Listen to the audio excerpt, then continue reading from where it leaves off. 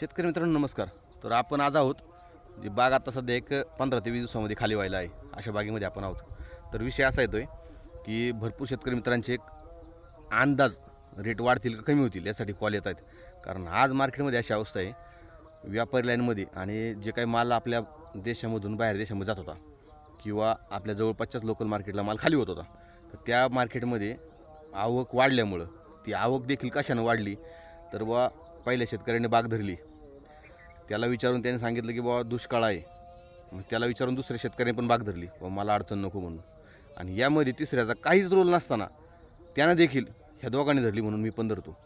तर या कंडिशनमध्ये बागांची त्यावेळेची जी लॉट होता तो हा जास्त प्रमाणामध्ये मार्केटमध्ये आला आहे. त्यानंतर दुष्काळाच्या सावटाखाली भरपूर काही बागा होत्या की बाबा आपल्याला फक्त बाग धरून लवकर खाली करायची, तर त्या देखील बागा आत्ता आहेत.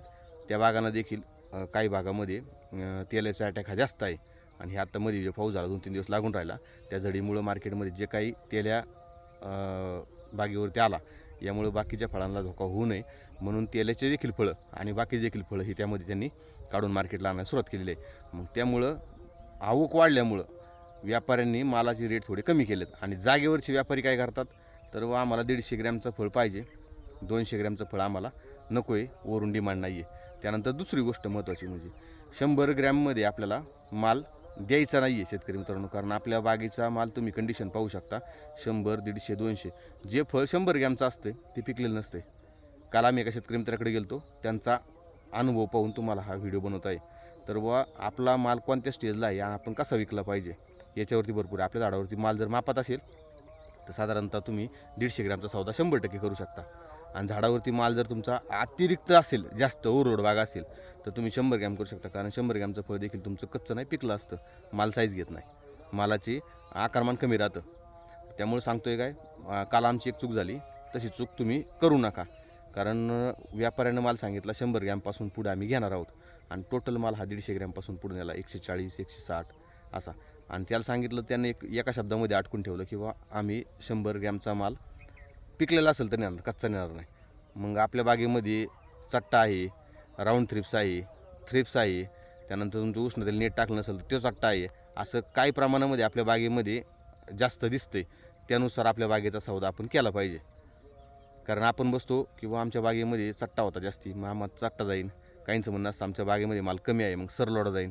तसं नाही, सरलॉट झाड खाली हा सौदा कमी रेटमध्ये होतो. जर उदाहरण घेतलं 100 रुपये जर रेट असतील आणि झाड खाली सौदा केला तर आपण 60 रुपयांनीच माल घेतात ते.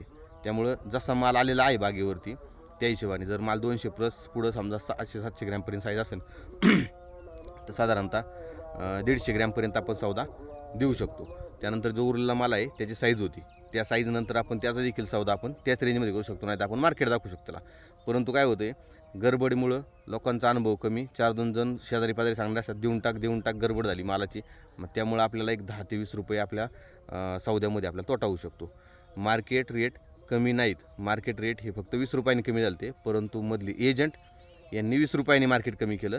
आणि त्यांना जे मध्यस्थी आहेत, समजा चेन्नईचा व्यापारी आहे किंवा बांगलादेशचा व्यापारी आहे, त्यांना जे आपल्या भागातले मध्यस्थी आहेत त्यांनी 20-20 रुपये अजून कमी केले.